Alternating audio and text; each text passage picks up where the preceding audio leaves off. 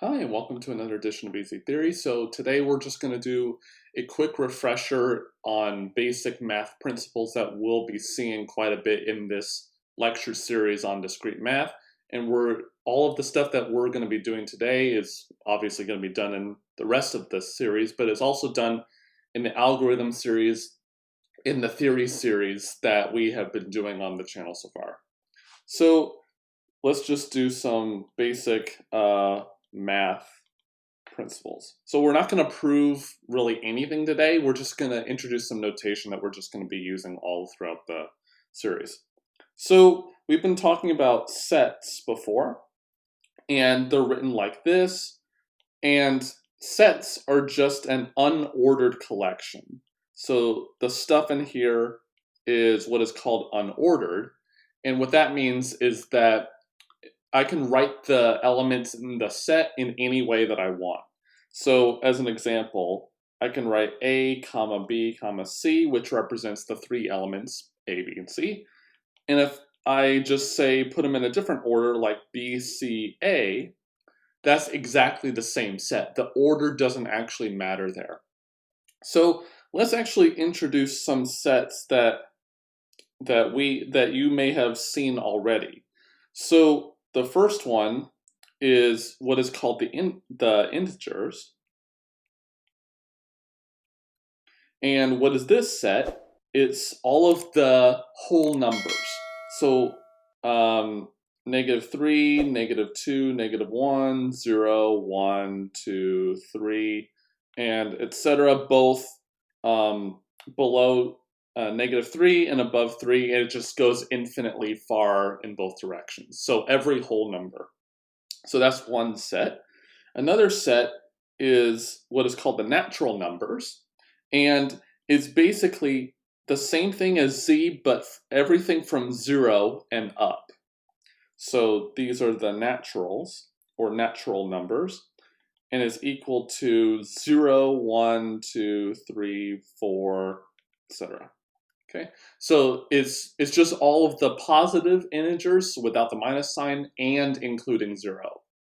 There are some people who don't include 0 here. We're going to include it here. Sometimes what we want to do with the integers especially is we put a plus on as a superscript on the z, and that is just from 1 onwards. So without the plus, it includes 0 and the negatives, and if we put the plus there, it's just the positive integers. I'm actually going to even put that here. So if we put the plus here, it means the positive integers. So from 1 upwards. So the positive integers and the naturals are exactly the same except for the 0. And sometimes that actually makes sense when we want to do that. So this next set we're going to be calling Q, and I have no idea why it's abbreviated to be Q, and it's called the rationals, rational numbers. So what are these? This set is of the form P over Q, where P and Q are, let's see, so one way you can define it is where they're integers, but we don't allow Q to be 0. So it's all fractions, so it's some integer over some other integer where the integer on the bottom is not 0 because we can't divide by 0. There are some areas where you are allowed to divide by 0 here, but the basic definition of rationals doesn't. So if I set Q to be 1, then that's just all of the integers. So clearly every integer is in the rationals, but not every rational is in the integers. So like if I set P equal to 1, Q to be 2, so that's 1/2, that is not an integer. Okay, so there are some rationals that are not integers. And then the last set right here is going to be called R, and this is what we're going to call the real numbers. And I'm going to not actually define this precisely. There's a lot of subtlety in actually defining what this is, but in some sense, it's every possible number. So some things like pi and e and square root of 2, those are in the real numbers. And these you can show are not rational numbers. So they're not in Q, but they are in R. Okay, so there are some other sets, such as the complex numbers, which actually I'll define it here too. So complex numbers. And what is this? This is all of the elements a plus bi, where a and b are real numbers, and I is equal to the square root of -1. And you may be thinking, okay, what in the world is this? We're just defining this, whatever square root of -1 is, we're defining I to be that, and we're defining this set of numbers to be of the form some real number plus some other real number, maybe the same, times this I parameter. And it turns out we can get a whole bunch out of this. So for instance, if b is equal to 0, then it's just a plus 0, which means it's just all the real numbers. So every real number is already a complex number, but not every complex number is real, because if b is not 0, then it's not an R. Okay, so those are just some sets that we're going to be using all throughout the series of lectures. Okay, so let's briefly talk about intervals. So intervals of numbers, in some sense. So it really depends on what type of set you're working with, whether you're working in the integers or the naturals or whatever, or the reals. So let's just assume that we're going to be working on the real numbers. So I'm just going to put R here for our purposes. So some intervals, one of them is, I can actually put it in a different color. So like this, where we have a comma b with square brackets on both sides. So this is all real numbers between a and b, including a and b. Okay, so for instance, if I had the interval 3, 7, that would include every single real number between 3 and 7, as well as include 3 and include 7.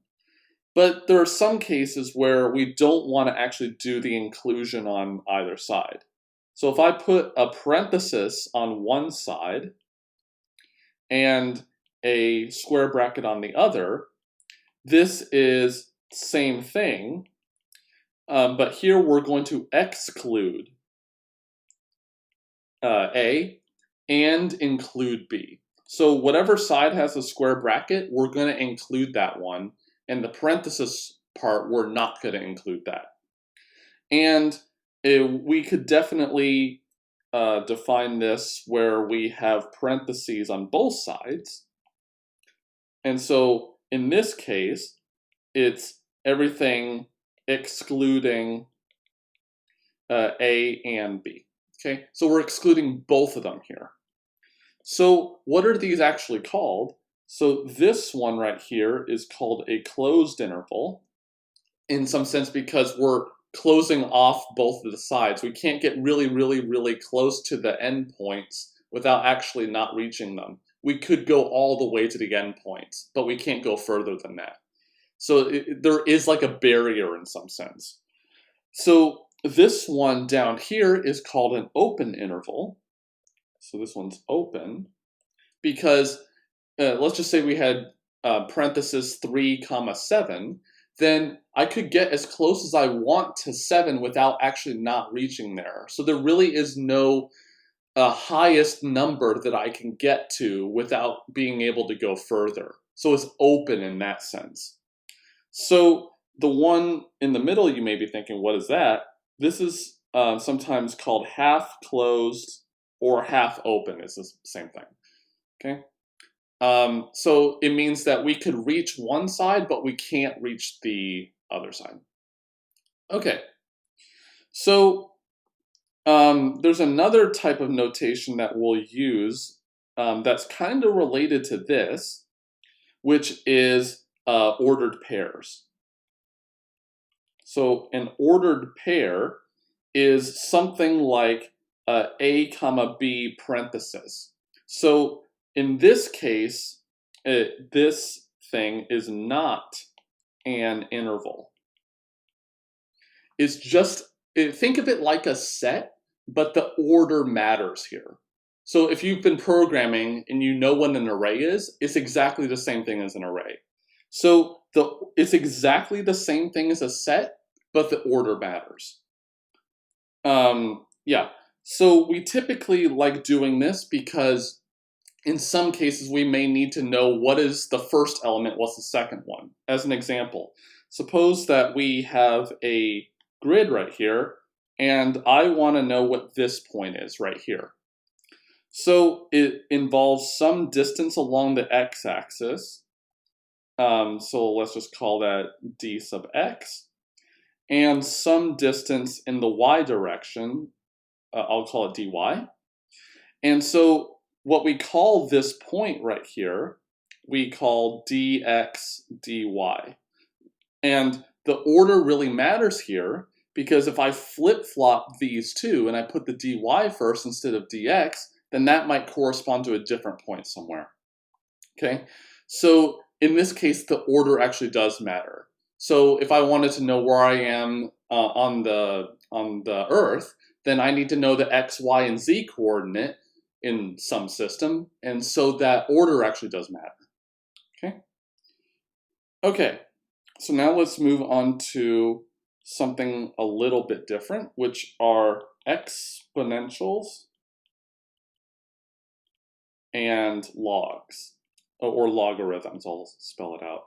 And these are extremely important because we use these all the time in computer science. So let's do exponentials first. So this is, I have some number x and I want to take it to some power y.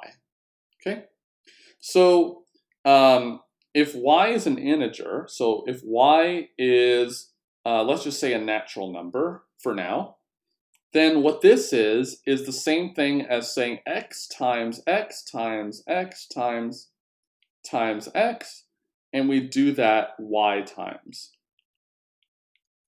Okay, so if we had, for example, x to the fourth, that's the same thing as saying x times x times x times x. Okay, so it's just a repeated multiplication. That's just what exponentials are.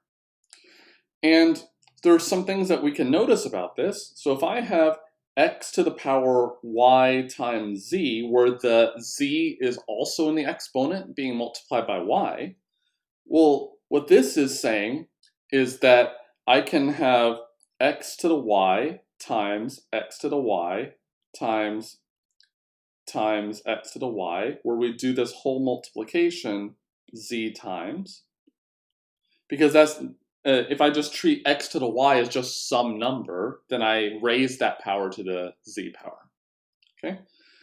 On the other hand, if we have x to the y times x to the z, where the z is not in this exponent, is on its own over here, then what this is going to be is, well, the first piece is going to be x times,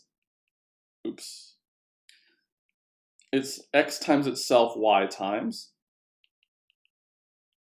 And then we have a run of x's that takes z times. So in total, we have x being multiplied by itself y plus z times. Whereas this one, x is being multiplied by itself y times z times. So for example, if I do x to the power 5 times 3, that's the same thing as x to the 15, because I can just solve 5 times 3 there. But if instead I do x to the 5 times x to the 3, that's just x to the 8. because I'm just adding up the exponents. So notice that the exponent that we get at the end is totally different depending on whether the exponent's attached to the other one or if it is separate here. Okay, so that's just something to keep in mind. Another thing to keep in mind, although we won't really see this as much, is if we have a to the x times b to the x, this is the same thing as saying ab whole thing raised to the power x. Okay, so it's just a bit of simplification if you happen to have exactly the same exponent. Okay, so let's talk about logs. A log of these logs. All right, so what is a log? Well, what it is some a function of the form log base b of x, and let's just say that this is equal to y. And what does this mean? This means that b to the y is equal to x. So think of it like if I have some number b right here, so the b downstairs represents the base, something we call the base, but because it's the bottom of this expression right here, but that's not totally that important. What it means is some number that we want to take the log of to some base, whatever that number is, if you take the base to that power, you get x. So as a consequence, let's just say that we wanted to do we wanted to figure out, solve the equation 3 to the 5th is equal to y. Okay, we can figure out that that's 243, but so if we just plug this in up here, this is the same thing as saying log base, it would be 3 in this case, of y is equal to 5. So it's just another way of rewriting the same expression. We use logs because we really don't like writing exponents, and for other reasons logs come up quite a bit. Okay, so so that's what a log is. And what can we do with this? Well, if we have some function like log base b of x times y, this is the same thing as saying log base b of x plus log base b of y. And how can we be sure of that? Well, this thing is saying it's some, whatever that is, it's some number z such that b to the z is equal to x times y. Well then, what do we actually do here? Well, this expression down here is some number z prime is equal to, actually I had that backwards. It's some number z prime such that b to the z prime is equal to x. And this one is some number z double prime and is equal to y. Well, the right-hand side here is x times y.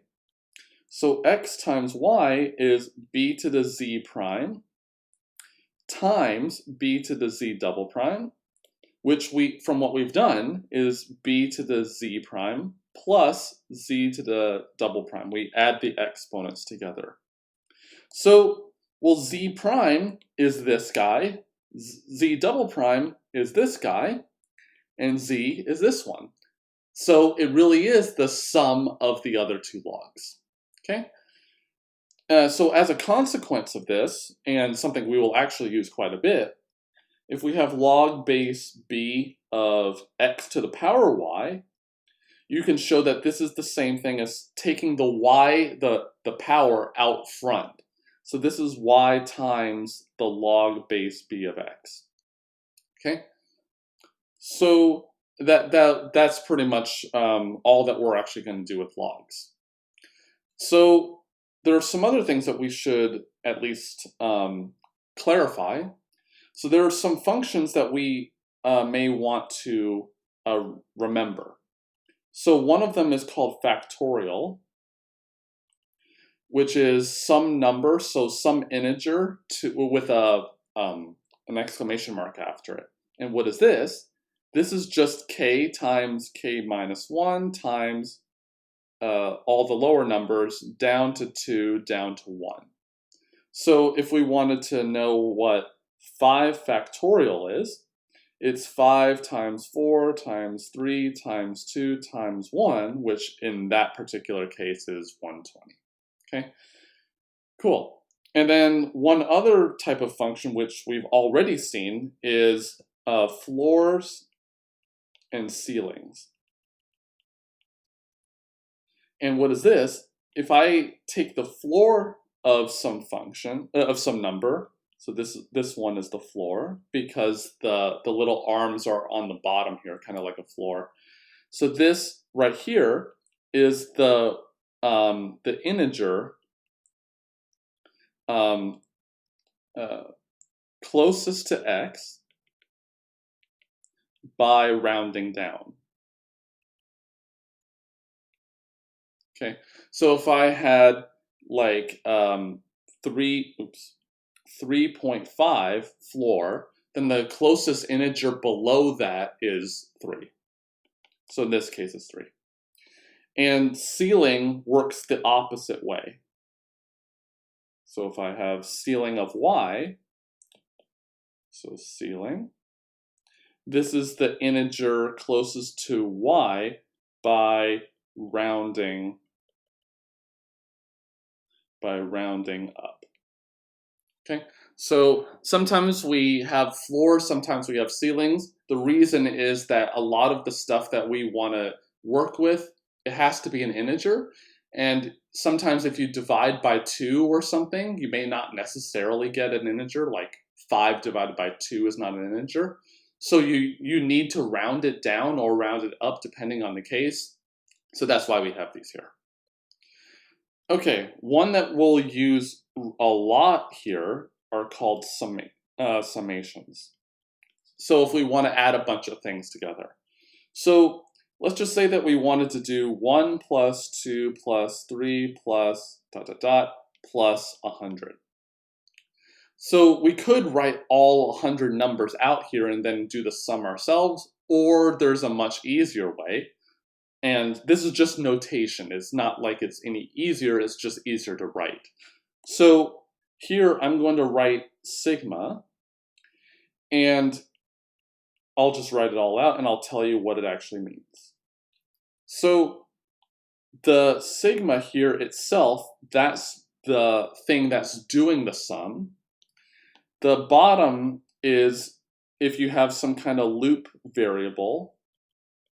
In this case is I, and what it means is I'm going to set I to be 1, and then I'm going to have it go up by 1 over and over and over and over until it gets to 100. And so the top here is the, I like to call it the stopping condition.